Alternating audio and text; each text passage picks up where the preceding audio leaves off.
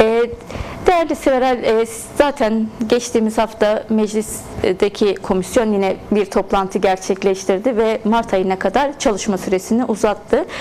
Aslında öncesine baktığımızda da bu çalışma süresini uzatmasına neden olan raporlarının değerlendirilmesi ve ortak bir rapor hazırlanması üzerine bir tartışmayı kısa sürede yapamayacağını söylemiş oldu aslında bu tavrıyla. Şimdi biz de raporlara baktığımızda gerçekten iki ayrı tarzda ilerleyen raporlar görüyoruz. Bir tarafta demokratik çözüm ve hukuk üzerine ilerleyen bir raporlar silsilesi var. Diğer tarafta ise daha güvenlikçi dilin kurulduğu, aynı zamanda yine sorunun çözümünden uzak bir yaklaşımın olduğu raporlar mevcut. Doğalında aslında bu ciddi bir gerilim de taşıyor. Şimdi ortak rapor hazırlamak böylesi bir durumda gerçekten de kolay değil.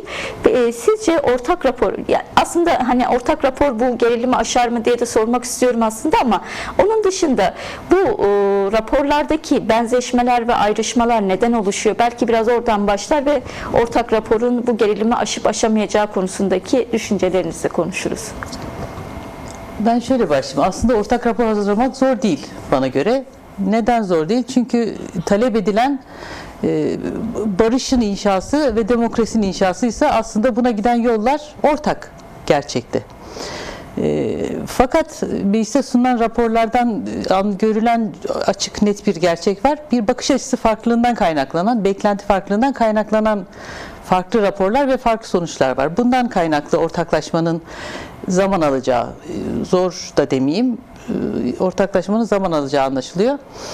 Şimdi özellikle DEM Parti'nin sunduğu uzun bir rapor var komisyona. Orada aslında demokrasinin tüm çerçevesiyle inşasından söz ediliyor. Yani tüm bireysel ve toplumsal kolektif haklar, sosyal haklar dahil olmak üzere tüm haklarla birlikte donatılmış bir demokratik cumhuriyetin inşası talebi var. Ama sunulan öteki raporlarda, komisyon üyesi partilerin sunduğu öteki raporlarda daha çok sizin de söylediğiniz gibi güvenlik esaslı, güvenlik temasını ortaya öne süren ya da güvenlikçi müdahaleler, çözüm önerileri sunan raporlar geldi. Doğal olarak komisyondaki tartışma nedenlerinden bir tanesi, temel başlık bu. Şimdi özellikle DEM Parti'nin sunduğu rapordaki birkaç çerçeveyi ifade edersek o farklılık daha net anlaşılabilir. Şimdi bir kere toplumdaki şiddetin bitirilmesine ilişkin büyük bir beklenti ve barışın inşasına dair büyük beklenti var. Şiddet, tabii ki tek taraflı şiddetten bahsetmiyoruz. Çatışma durumundan bahsediyorum bu şiddetin bitirilmesi derken. Çatışma durumunun sona ermesi ve barışın inşası esas mesele bu. Bu esas meselenin çözümü açısından da öncelikle entegrasyon adı verilen, entegrasyon diye konuşulmuş, tartışılmış meselenin çözümlenmesi gerekir. Entegrasyon dediğimiz sadece silahlı çatışma içerisinde bulunmuş kişilerin topluma katılması demek değil elbette. Entegrasyon aslında bu savaşın, belki 100 yıllık savaşın yarattığı farklılıkların, ayrımların, uçurumların ortadan kaldırılması aynı zamanda. Ve doğal olarak bu savaştan etkilenen kişilerin dahil olmak üzere normal bir toplumsal yaşam içerisinde olmasını sağlayacak tüm önlemleri de ifade ediyor. Bunun çerçevesini çizmek için şimdi biz buna negatif barış denilen bir dönemdeyiz. Negatif barış, yani çatışmanın sonlandırılmış olduğu dönem. Negatif barıştan çıkış, pozitif barışa çıkış tüm bunların olmasına bağlı doğal olarak. Yani şöyle bir sıralama yaparsak, öncelikle cezaevlerinde bu antidemokratik uygulamaların da, antidemokratik yargılamaların da mağduru olan çok sayıda insan var. Bu insanlar büyük bir kısmı gerçekten boş ve temelsiz yargılamalarla hüküm aldılar. Ağırlaşmış müebbetler var, hasta mahpuslar var. Bunların öncelikle cezaevinden çıkması büyük bir sorun. Ve bunların içerisinde çok sayıda hasta mahpus var. Durumları son derece ağır. Ne yazık ki 2 tane infaz paketi düzenlemesi çıktı, torba kanun. Bunlar da siyasi mahpusları tamamen kapsam dışında bıraktı. Şimdi bu da bir bakış açısının ürünü doğal olarak. Yani siyasal bir adım atıyorsunuz aslında, ama o siyasal adım atarken esas muhatabınız olması gereken kişileri belirli hakları kullanmaktan yine mahrum bırakıyorsunuz. Bu da güvenlikli bakış açısı. Nitekim AKP raporuna yansıyan bir şey bu. Yani devlet aynı zamanda hem güvenlik hem şefkat elidir diyor rapor mesela. Bu bakış açısı bu yasalara yansıdı ama sorunun çözümü böyle olmaz. Dünya deneyimleri de böyle olmayacağını gösteriyor. Dolayısıyla sorunun en nihai noktada tarafların ortak bir noktaya varmasıyla çözülmesi dışında bir seçenek olmayacağını düşünüyorum. Ben nedeni şu, başka çözüm yolu olması ihtimali yok. Yani demokrasinin bildiğimiz bir tane yolu var. Pek çok başlığı olabilir ama bir yolu var. Halkların haklarının kabul edilmesi. Yolu budur. Yöntemi nasıl olursa olsun. Dolayısıyla bu rapor buna varacaktır diye düşünüyorum sonuçta.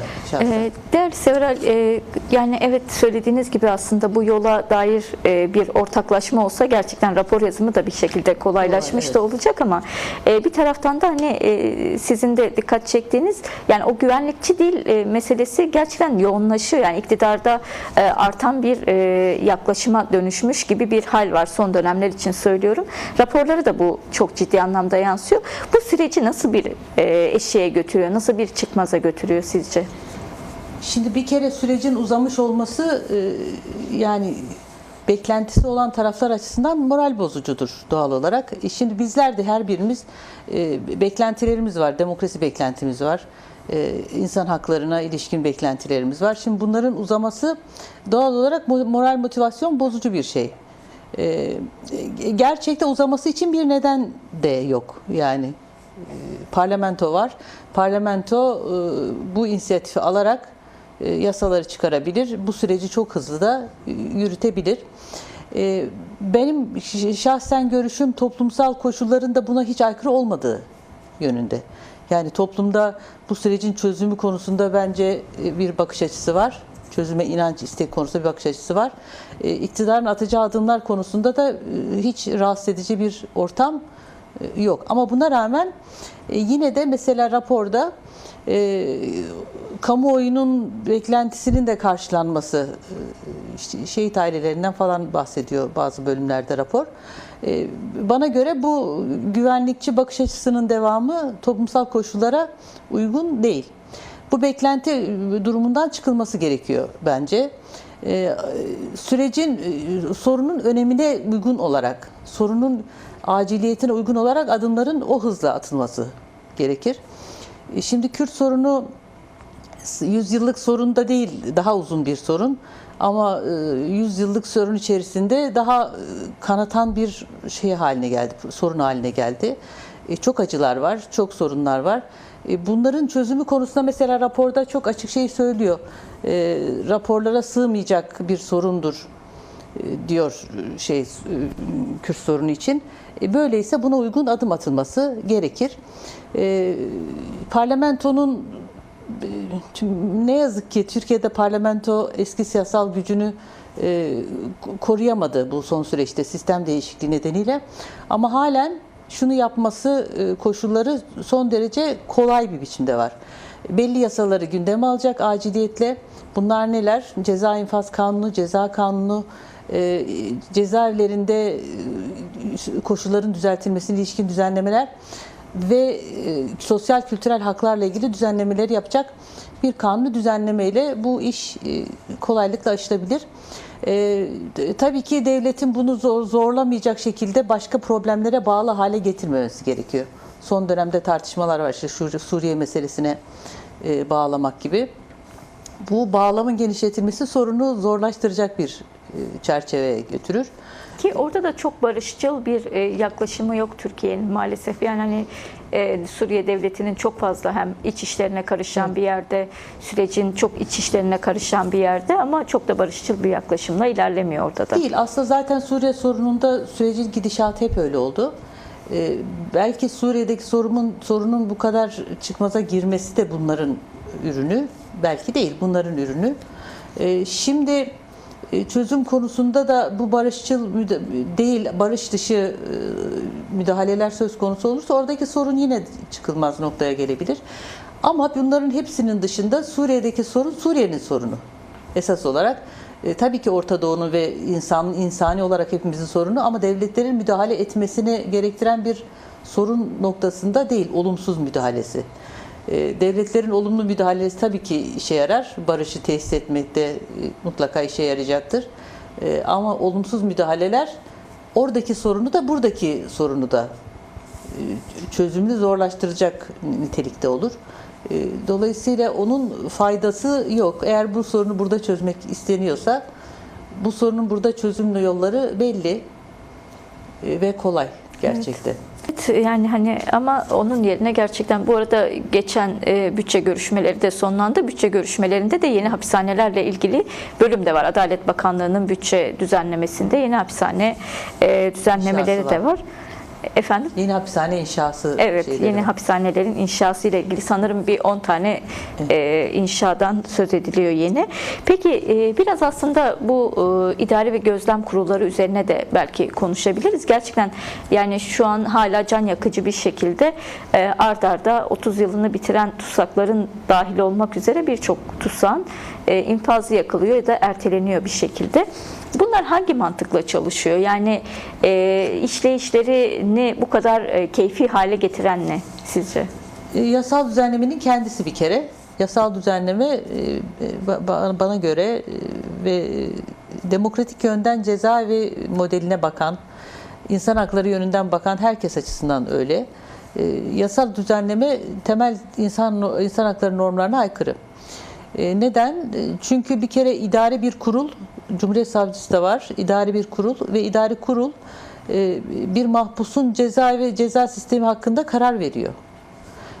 Oysa ceza ve infaz sistemi yargısal bir işlemdir. Sonucu yargısal karara göre yapılır. İdari bir kurulun bir kişi üzerinde ceza tayinine ya da cezanın şu şekilde çektirilmesine dair karar verme hakkı yok. Geçmişte yoktu. Mevcut yasal değişiklik yapılıncaya kadar, sanıyorum 2002'den sonra yapıldı ya da 2009'dan sonra, tam yanılabilirim. O tarihten bu yana gerçekleşen model, ama bundan öncesi de olmayan bir model. Dolayısıyla temel haklara aykırı, yargı etiği, yargı sisteminin işleyişine ilişkin de bir aykırılık var. Bu neden kaynaklanıyor? İdari tasarrufu yargı kararlarının da yanında mahpuslar üzerinde bir denetim mekanizması olarak kullanmaktan kaynaklı. Mesela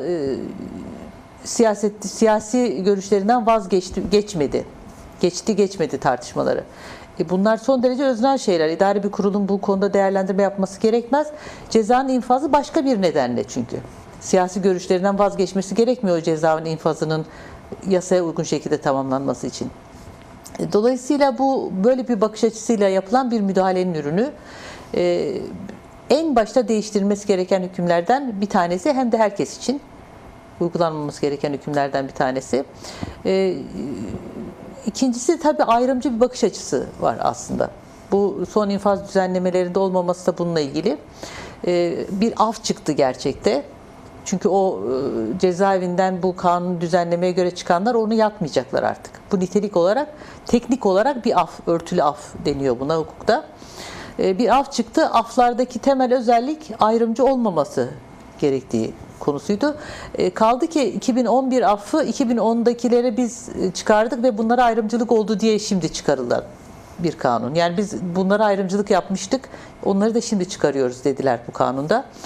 Şimdi başka büyük bir ayrımcılık var. Siyasal suç kategorilerinin tamamı bu affın dışında bırakıldı ki affın mantığına son derece aykırı. Af da sadece cezaevi boşaltmak için çıkarılmaz. Toplumsal bir ihtiyaçtır, toplumsal bir sorunun giderilmesi için çıkarılır. Veya devam ede gelen baskının devamı yargısal kararlardaki hatalardan olabilir. Mesela darbe dönemlerinden sonra genellikle olur. Çünkü o yargı süreçlerinde haklar ihlal edilmiştir, yargı kararları hatalıdır. Dolayısıyla aflar bu durumda ya da yeni bir toplumsal konsensus çıkarılırken aflar çıkarılır. Bugünkü süreç gibi. Bugünkü süreç gibi tabii. Şimdi bu durumda da ayrımcılık yapılmaz. O sadece cezanın türü vesaire bir yana bırakıp süreyle ilgili sınırlamalar olabilir. Dolayısıyla bunun dışında siyasilerin siyasal suç kategorilerinin bunun dışında bırakılması zaten ayrımcılık içeriyordu. Hepsi birlikte. Yani infaz kanunundaki ayrımcılık da bunlarla ilgili. Şimdi şartla tahliyeden yararlanmamak da bunlarla ilgili. Afta yararlanmamak da bunlarla ilgili. Tüm bunlardan vazgeçilirse demokrasi inşa etme dışında bir seçenek olmayacağı için yol odur herhalde. Evet, size biraz önce aslında bahsettiğiniz hani yapılan aslında yeni paketler, yasal düzenlemeler biraz aslında sürecin ihtiyacına göre olması gereken şeylerken biraz hapishanelerde çünkü çok ciddi anlamda bir kapasite fazlası vardı. Biraz burayı boşaltmayı da hedefleyen bir şey gibi görünüyor. Ama çok ciddi sorunlara da yol açan bir tarafı var ki size görmüşsünüzdür. Çıkanlardan biri 3 gün içerisinde imam nikahlı eşini vurarak öldürdü. Şimdi mesela biz bunları nasıl takip edeceğiz zaten? Yani bu o kadar çok insan, yani 50 bine yakın bir sayıdan bahsediliyor aslında hedef olarak. Ama dediğiniz gibi şu anda ne kadarı çıkarıldı, ne kadar içeride kaldı. Ya da çıkacak hala olanlar var süresi dolunca. Evet, yani bunun yaratacağı sonuçlar da belki biraz konuşmamız gereken bir şey. Yani gerçekten belli bir amaçla olmadığında nelere yol açabileceği de tartışılması gereken bir konu. Yani en başta bir soru var sorulması gereken. Bu neden yapıldı? Neden de çünkü 2011. yargı paketi 4. demokratikleşme paketi galiba adı bir taraftan. 4. reform paketi pardon. 4. reform paketinin başında şöyle bir ibareyle başlıyor. Toplumsal dinamiklerin gerektirdiği sözcükler bana ait ama anlamı böyle. Gerektirdiği ihtiyacın giderilmesi, demokratikleşme konusunda adımların atılması, toplumsal barış ve huzurun sağlanması gibi ihtiyaçtan kaynaklı olarak daha önce yasaların yarattığı eşitsizliği gidermek amacıyla bu düzenlemenin yapıldığı söyleniyor. Şimdi toplumsal huzur ve barış kim için inşa ediliyor bu durumda? Çok kadınlarla ilgili hüküm uygulanacak diye çok tartışma konusu olduğu için o hükmü şöyle bir düzenleme yaptılar. Sadece öldürme fiillerini kapsam dışında tutarak. Ama öldürmeye teşebbüsler var, işkence var, sistematik kötü muameleler var. Kadınlar dışında başka ölümlere sebep olanlar var. Bunlar çıktılar. Ve yeniden bu şiddet dalgasının devamını sağlayan bir bakış açısı bu. Yani karısını öldürmemiş ama öldürmeye teşebbüs etmiş veya hayat boyu dövmüş, işkence uygulamış. Çocuklarına aynı şekilde. Şimdi bu insanlar çıktılar. Burada bir ihtiyaçtan öte toplumda yaratılmak istenen iklimin hangi iklim oluşturmak isteniyor onunla ilgili bir beklenti ya da düzenleme olsa gerek. Tabii ki sadece şekli olarak sadece cezaevini boşaltmak amacıyla yapılmış olamaz. Şimdi beklenti şöyle, toplumda büyük bir beklenti var. Siyasal suçlar hep özellikle Kürt siyasi hareketine mensup yargılamalarda, kişilerin yargılanmasında 1991 terörle mücadele kanunu ayrımcılığı da kaldırılmadı. Orada 146. madde kapsam dışı bırakılmıştı. Siyasal suç ama Anayasa Mahkemesi onu bozdu 146. madde açısından eşitliğe aykırıdır diye ama 125. madde yüzünden önden bozmadı. Onu yine devleti ayrılıkçı kabul etti ve kapsam dışına almadı. Dolayısıyla aslında 100 yıldır belki 50 yıllık bir süreç diyelim buna. 50 yıllık süreçte hep dışında bırakıldı. Kapsam dışında bırakıldı. Şimdi şu andaki gelen koşullar kapsam dışında bırakılmayı kabul etmeyecek koşullardır. Neden? Çünkü herkesin demokrasi beklentisi var. Demokrasinin ilk şartı eşitlik. Yani yasalar karşısında eşit olmazsanız ve üçlü sistem bu demokratik kurallara işlemezse yasama, yürütme, yargı ile yargı ayağı ve yasama işlemezse o zaman demokrasiden söz etmek ihtimali olmaz. Toplumun beklentisi var ve ihtiyaç var. Yani toplumun beklentisi dışında şimdi her halk, bütün halklar ya da insan haklarına uygun, demokrasiye uygun yönetilmeyi hak ederler. Bu ülke topraklarındaki insanlar da hak ediyor dolayısıyla.